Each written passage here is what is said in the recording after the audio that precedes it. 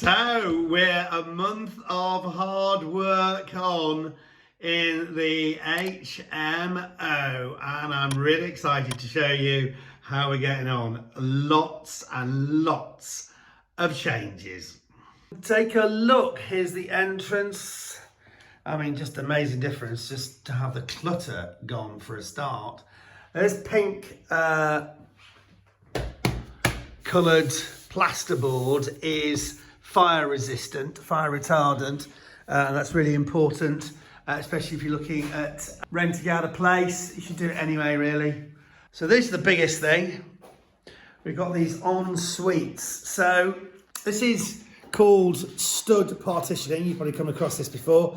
It's basically a classic example now here. Exactly, this is what stud partitioning is. It's bits of woodwork which are put together, and then you put the plasterboard on the top of it. This is what a lot of houses or a lot of internal walls in houses are made like. But here we're using it to create these en-suites, as you can see.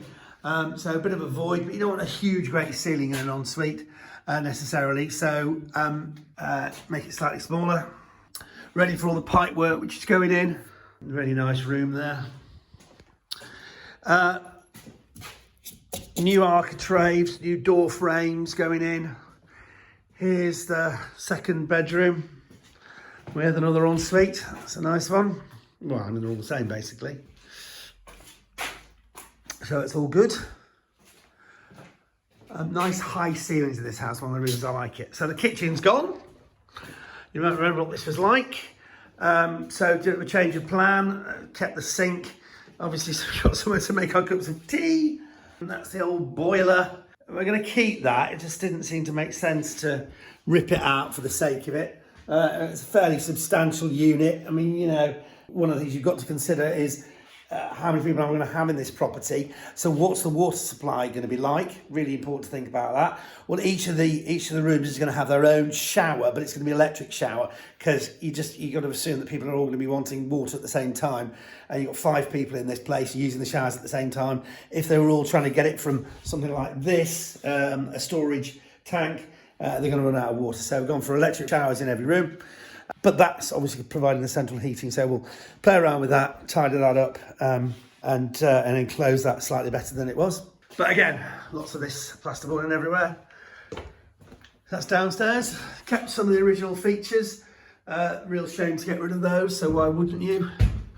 Huge changes up here. This little room, if you remember, had the 2 horrible bathrooms. So we've created this little entrance area here. Rather than putting the door here, thinking about the fact you'd then come straight out onto the stairs here, which would be a potential bit of a health risk.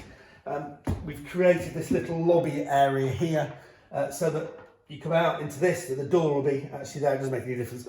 For that bedroom, what you're losing is a little bit of a corridor space. That doesn't really matter, but it means you step out into a little corridor and then onto the landing there. So better at the back here. What a difference. You know, this was a pokey, horrible room, and it's now a really nice sized space. As I said, they've all got their own en suites. It's, you know, even if you weren't going to use this as an HMO, even as a family house, to have an en-suite in every bedroom. I mean, obviously, if you were going to do that, you'd probably mess around downstairs. You want to create one of those as a living room. But certainly for the bedrooms upstairs, you know, to have your 3 with en-suites is a really nice something for a family house anyway. So there's nothing wasted there in terms of how this is going to be used. But you've got to commit if you are basically going to use it as an HMO. That's what I'm using it for. So you've got to prepare it for that. So what have we got? Basically the doorways have gone. This, if you remember, had a real hodgepodge of corridors and things.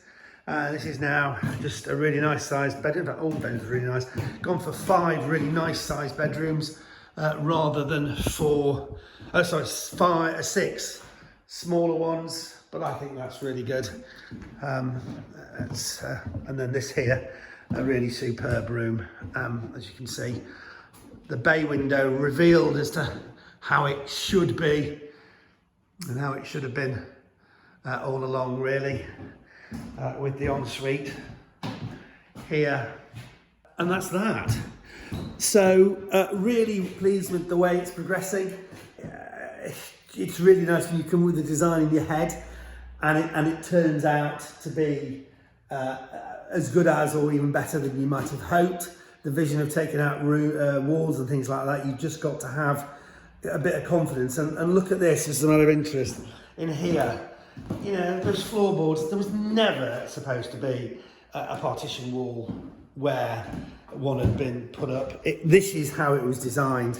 And it was designed like this because this is a really beautiful space. And what we've done is we've obviously created these two en-suites here, which I think will work really nicely. So the next bit of the process is plastering. Obviously, plastering has started on the ceilings, and before long, all the walls will be plastered, and then you'll notice a massive difference. At the moment, all the walls look a bit ropey, but you get that plaster on, and it really transforms the place quite dramatically. So yeah, all good.